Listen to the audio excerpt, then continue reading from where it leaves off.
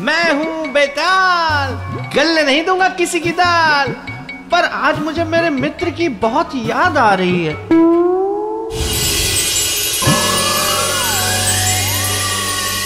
पृथ्वीलोक का मित्र, पृथ्वीलोक में भारतवर्ष की बात कर रहा हूँ, जहाँ है मेरे मित्र की नगरी, विक्रमादित्य की नगरी, उज्जैनी।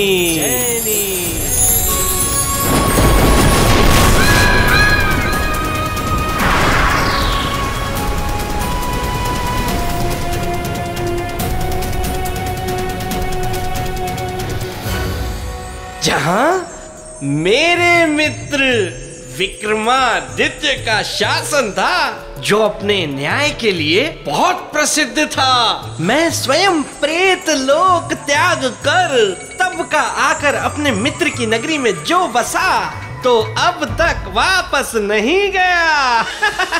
किंतु विक्रमादित्य को सदियों उनके बराबर कोई राजा नहीं मिला। समय बीतने लगा और देखते देखते 1100 वर्ष बीत गए। विक्रमादित्य के शासन काल से लेकर अब तक कोई राजा ऐसा नहीं आया जो मेरे मित्र के नाखून की भी बराबरी कर सके। आजकल यहाँ का राजा कोई भोज है। वैसे तो बहुत गुण है उसमें। कहते हैं कि राजा भोज बड़ा पराक्रमी है।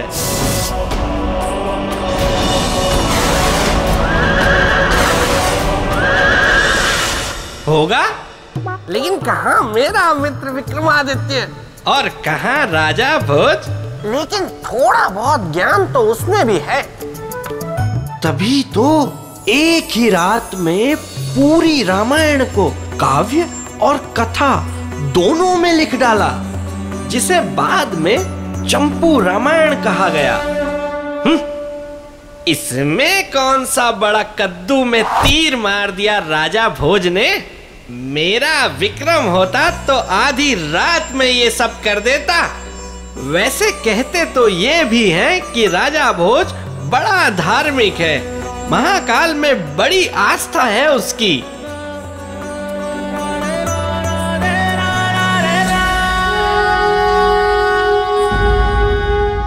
होगी, मुझे क्या, मेरे विक्रम जैसी आस्था तो हो ही नहीं सकती। लेकिन राजा भोज न्याय प्रिय और जनप्रिय तो है ही। महाराजा भोज की जय हो, महाराजा भोज की जय हो, महाराजा भोज की जय हो, महाराजा भोज की जय हो, महाराजा भोज की जय हो, महाराजा भोज की जय हो, महाराजा भोज की जय हो, महाराजा भोज की जय हो, महाराजा भोज की जय हो, महाराजा भोज की जय हो। शांत प्रजाजनों, शांत। राजा तो केवल एक है, वो महाकाल। मैं तो सेवक हूं आप सबका, आपकी इस उज्जैनी का। मेरे जीवन का एक ही लक्ष्य है, आप सबका सुख। यदि आप सबको सुख दे पाया तो अपने आप को मैं अत्यंत सौभाग्यशाली समझूंगा।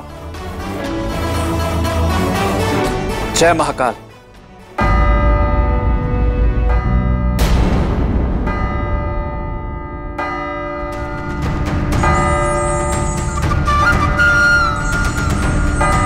न्याय के घंटे की आवाज किसके साथ हुआ है?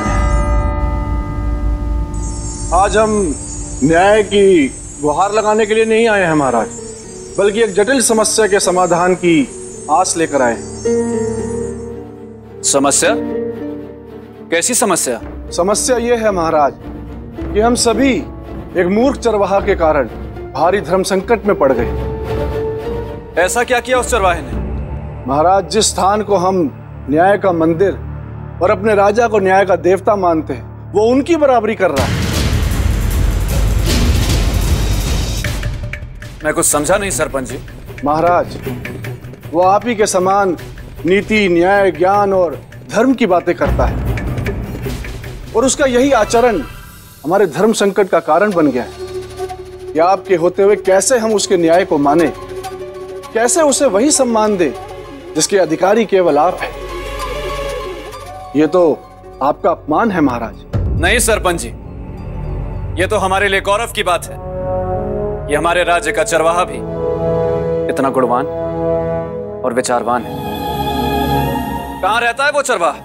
गांव में एक टीला है महाराज। अधिकतर समय वो उसी टीले पर पड़ा रहता है और उसी टीले पर बैठकर वो ज्ञान की अनोखी अनोखी बातें करता है। हम उस ज्ञानवान चरवाहे का स्वागत करते हैं और घोषणा करते हैं कि उससे मिलने हम स्वयं जाएंगे। तैयारी की जाए।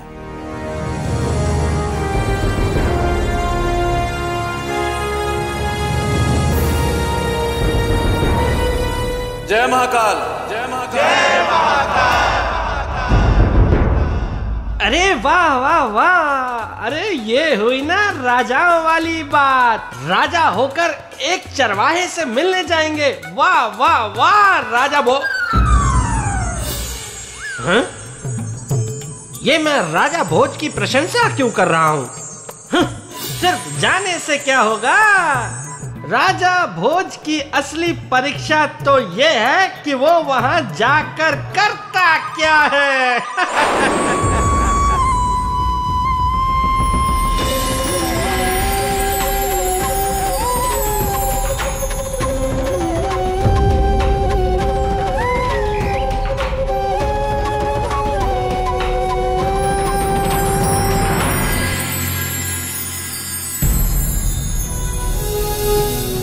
प्रणाम महाराज,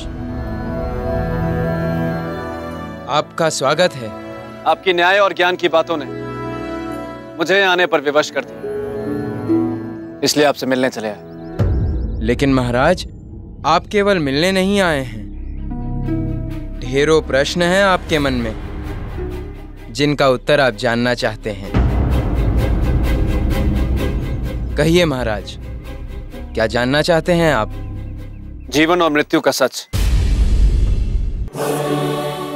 जीवन उद्देश्य पाने का मार्ग है और मृत्यु मोक्ष का कारण। अद्भुत। आप जैसे ज्ञानी को तो हमारी राजसभा में होना चाहिए। आचार्य जी, कल इन्हें सम्मान पूर्वक हमारी राजसभा में लाएं। जो आज्ञा महाराज। जय महाकाल, जय महाकाल।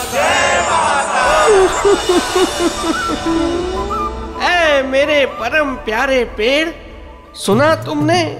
अरे उस चरवाहे की बातें सुनकर न जाने क्यों मुझे मित्र विक्रम की याद आ रही है।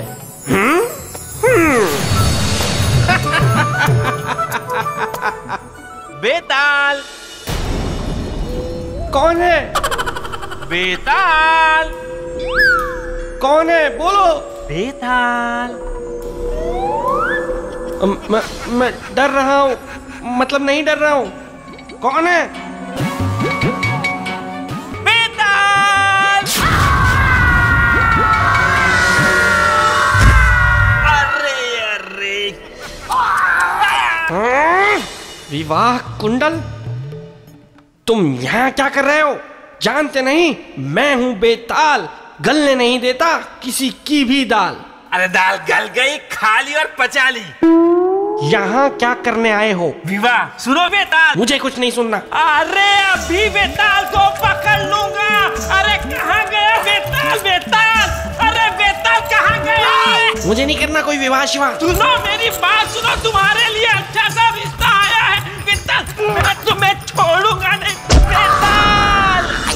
अरे ये आप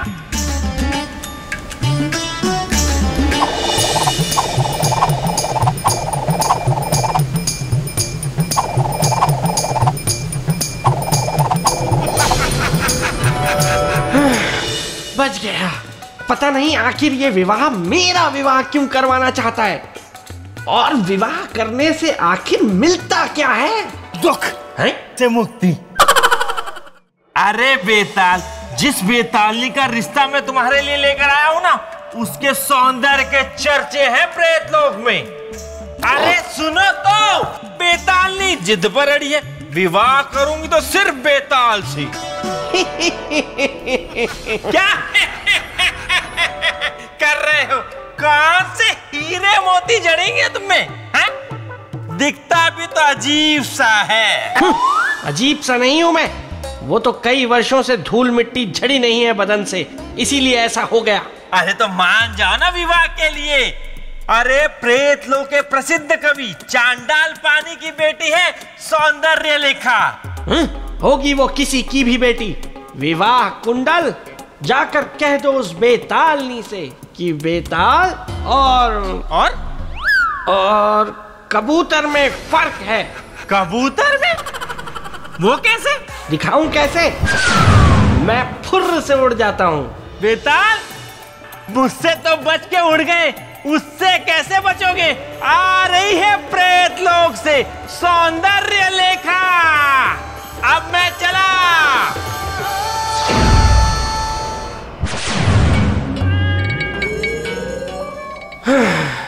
इस विवाह कुंडल ने भी मेरा कितना समय व्यर्थ कर दिया। अब तो बस जल्दी से सुबह हो ताकि वो चरवाहा राजा भोज के राजमहल में आए और पता लगे कि आखिर चक्कर क्या है। स्वागत है आपका महारानी वल्लरी। यही हैं वो विद्वान जो हमसे भी अधिक ज्ञान रखते हैं। इनका स्वागत करिए।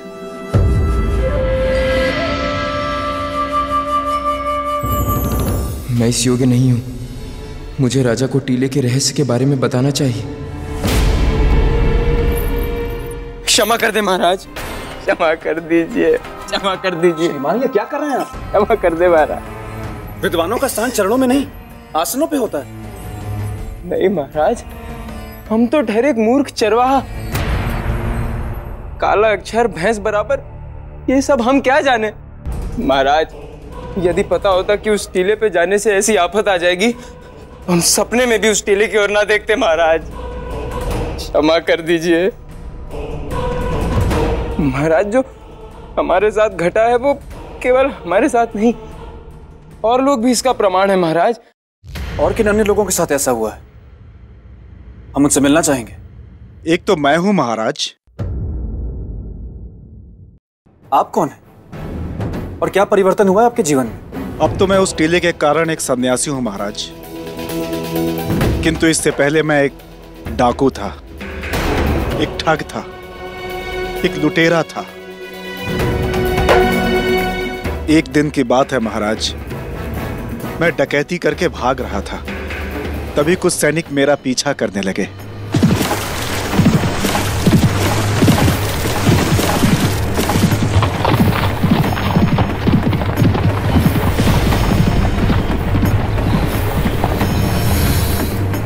उन सैनिकों से बचने के लिए मैं उस टीले पर जाकर छिप गया। अभी मैं अपनी सांस नियंत्रित ही कर पाया था कि तभी मैंने अपना मृत शरीर देखा महाराज। मैं घबरा गया, मैं भयभीत हो गया कि तभी मुझे एक स्वर सुनाई दिया। दूसरों को लूटते लूटते स्वयं के जीवन रूपी बहुमूल्य खजाने को भी लूट रहे। सुधर जा और इस जीवन को त्याग दो, क्योंकि मनुष्य सदा अपने कर्मों का ही फल पाता है। अच्छे कर्म अच्छे फल, बुरे कर्म बुरे फल। क्या चाहिए? निर्णय तुम्हारा।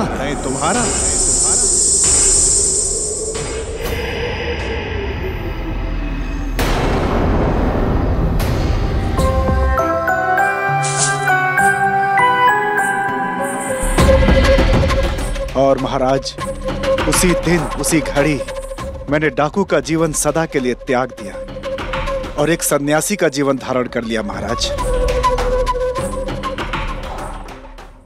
सन्यासी जी सत्य कह रहे हैं महाराज। उस टीले में अवश्य ही कोई दैवीय शक्ति है, तभी तो मेरा भी जीवन बदल गया।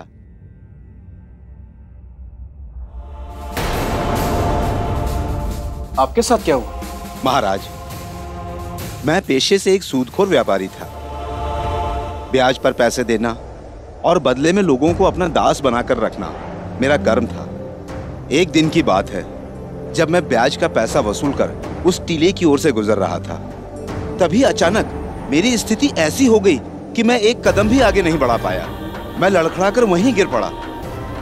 महाराज, मुझे यूं प्रतीत हुआ जैसे मैं अपने पाप के बोझ के कारण वहां से उठ नहीं पा रहा हूं। मैं 3 दिनों तक बिना अन्न जल के भूखा प्यासा पड़ा रहा। बस उसी क्षण मेरा मन बदला और मैं सत्य कर्म की ओर मुड़ गया। महाराज, यदि ऐसी बात है तो उस टीले में अवश्य कोई शक्ति है।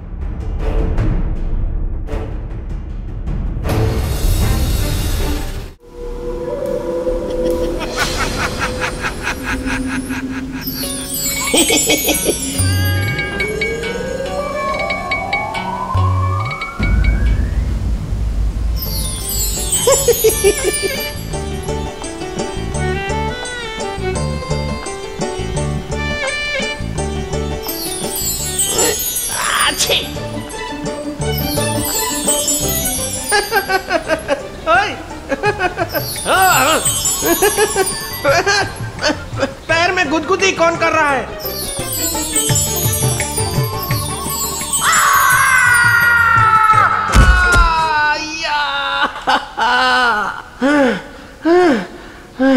कौन है? कौन है वहां? सामने आओ। कौन है? मैं डर गया हूं, मतलब नहीं डरा हूं। कौन है?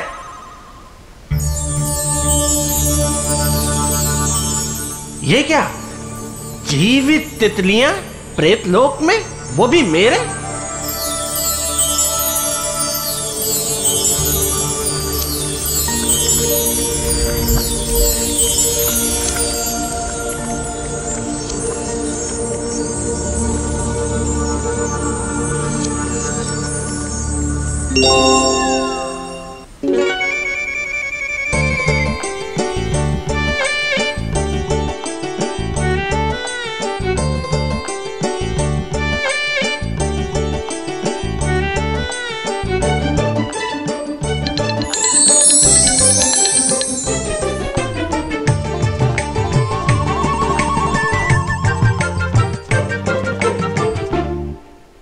मुझे ऐसे मत देखो, मुझे भी शर्म आती है।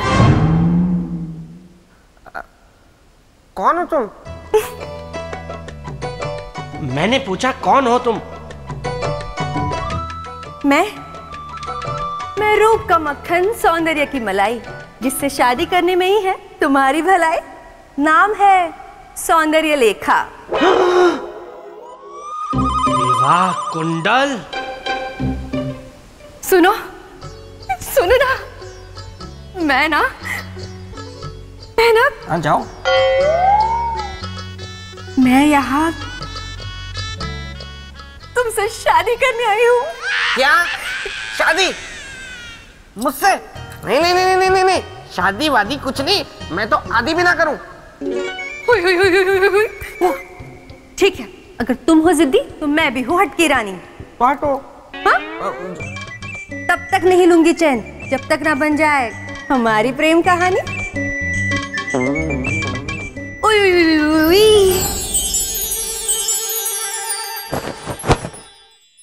अच्छा हुआ बला टली, पर मेरे सोचने की क्षमता खत्म कर गई। मस्तिष्क काम ही नहीं कर रहा। देखता हूं राजा भोज ने क्या सोचा है। गोलू, बाहर आओ वहां से। मैं कहता हूं वहां से बाहर आओ। तुम्हें क्यों इतनी शर्म आ रही है? तुम तो लाल हो गए। दिखाओ मुझे राजा भोज ने क्या सोचा है।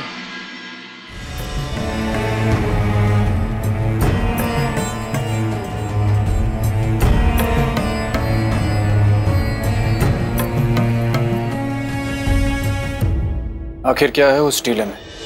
हाँ, आखिर है क्या उस टीले में?